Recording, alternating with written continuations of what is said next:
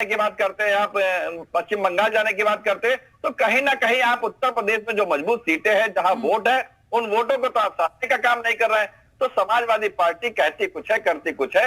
आज जो टूट होने वाली है समाजवादी पार्टी में, जैसा कि राष्ट्रीय अध्यक्ष जी ने कहा है कि समय आने दीजिए, कुछ तो मंत्री बनने के लिए भी तैयार बैठे हैं कि हमको मंत्री पद भी मिल जाए। ठीक है, ये सब पहले पार्टी के लिए। संदीप श्रीवास्तव से एक कमेंट ले लूं सर, अभी तक वो चर्चा में शामिल नहीं हो पाए, उसके बाद अभिषेक जी आपका रुख करूंगी। संदीप जी। जी प्रिया जी, मैं देखिए ये कहना चाहता हूं कि जो महाराष्ट्र में घटना हुई है उसमें ये सबसे बड़ा जो सत्ता परिवर्तन हुआ, उसमें जो सबसे बड़ी जो चोट लगी है वो महाराष्ट्र के जो शरद पवार हैं, जिनको एनसीपी का बड़ा नेता माना जाता है, वो कांग्रेस में पहले भी रह चुके हैं और महाराष्ट्र के बहुत बड़े नेता माना जाते हैं।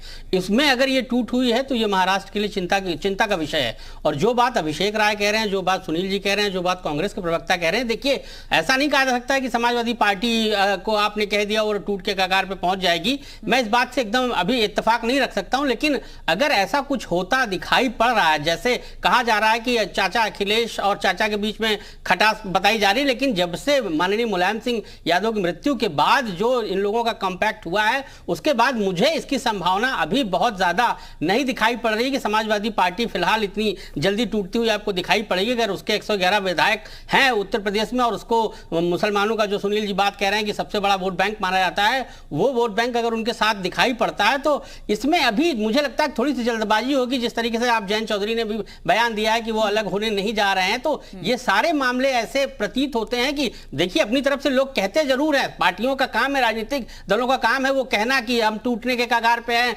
भाजपा जो है वो जो लोटस चला रही है उसके थ्रू ये करना चाहती है, लेकिन ऐसा उत्तर प्रदेश में अभी मुझे लगता है कि शायद जल्दबाजी हो जाएगी इसको कह पाना कि समाजवादी पार्टी सियासी हलचल को देखते हुए ये कयास लगाया जा सकता है कि यहाँ भी हो सकता है ऐसी संभावना। देखिए अजीत पवार रातों रात सुबह खबर आती है, रविवार के दिन वो शपथ भी ले लेते हैं, डिप्टी सीएम बन जाते हैं वो महाराष्ट्र के। प्रिया जी, अजीत पवार के आपने देखा है वो लगातार डिफरेंसेस शरद पवार से रहे हैं। पहली बात ऐसा नहीं है ये सामने आया है, लगातार उनके डिफरेंसेस आपको दिखाई पड़ रहे हैं, लेकिन ऐसा कोई निर्णय आपको उत्तर प्रदेश में, चाहे समाजवादी पार्टी विपक्ष की चूंकि सबसे बड़ी पार्टी है, अभी भी 2016 में मेरे ख्याल से जो विधानसभा चुनाव हुए थे उत्तर प्रदेश में, उस वक्त विश्वपाल यादव अलग होकर के प्रगतिशील समाजवादी पार्टी उन्होंने बना दिया था, और इस बार भी चाचा भतीजे साथ आए हैं तो कंडीशंस देखिए कितने रखे गए थे। मनमुटाव तो अभी भी है, उसको हम नहीं अभी भी दरकिनार कर सकते हैं। वो उससे मैं असहमत नहीं हूं, लेकिन जिस तरीके से माननीय मुलायम सिंह की मृत्यु के बाद जिस तरीके से चाचा शिवपाल सिंह ने कहा है कि वो पार्टी को आगे लेके जाएंगे,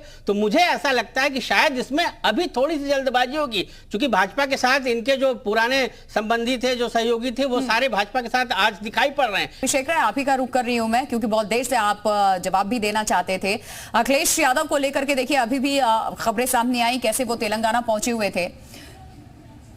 चाहे संजय निषाद हो, चाहे ओम प्रकाश राजभर हो, ये मौका आखिरकार इन पार्टियों को मिल रहा है ये कहने का कि आपके अपने आपके साथ नहीं चल पा रहे हैं, आप उनको नजरअंदाज करके आप कहीं और चले जाते हैं। जो आपके लोग आपके साथ खड़े हैं, जयंत चौधरी की तरफ उनका इशारा था कि पहले उनको तो आप साथ लेकर के एक मंच पे, सार्वजनिक मंच पे आई है, विपक्षी एकता की अगुवाई आप कर रहे हैं, साथ चलने की बात आप कर रहे हैं, फूट आपके घर में पड़ती दिखाई दे रही है।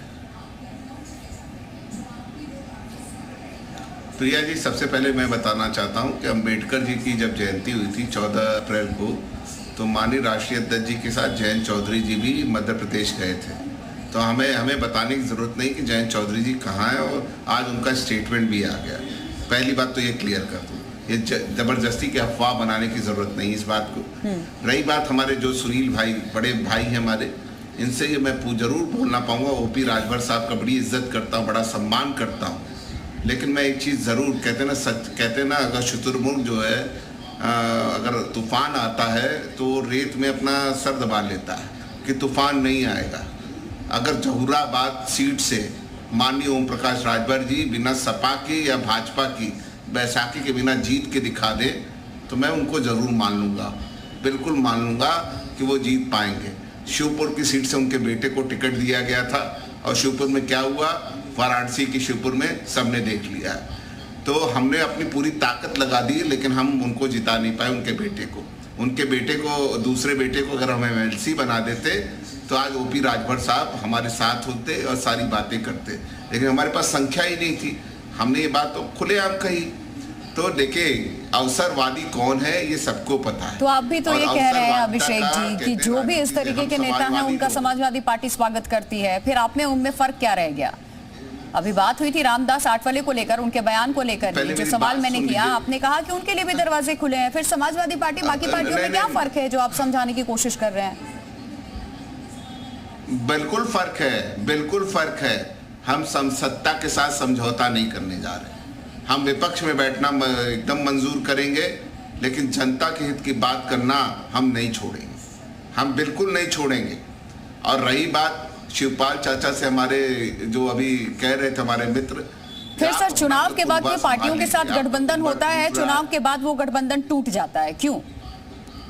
वो किस तरीके का समझौता होता है, उसको किस संदर्भ में देख लीजिए। क्योंकि मैं आपको बता रहा हूँ, देखिए जयंत चौधरी जी के साथ हमारा बॉन्डिंग थी और वो रही। ओपी राजभर साहब के साथ हमारी बॉन्डिंग थी।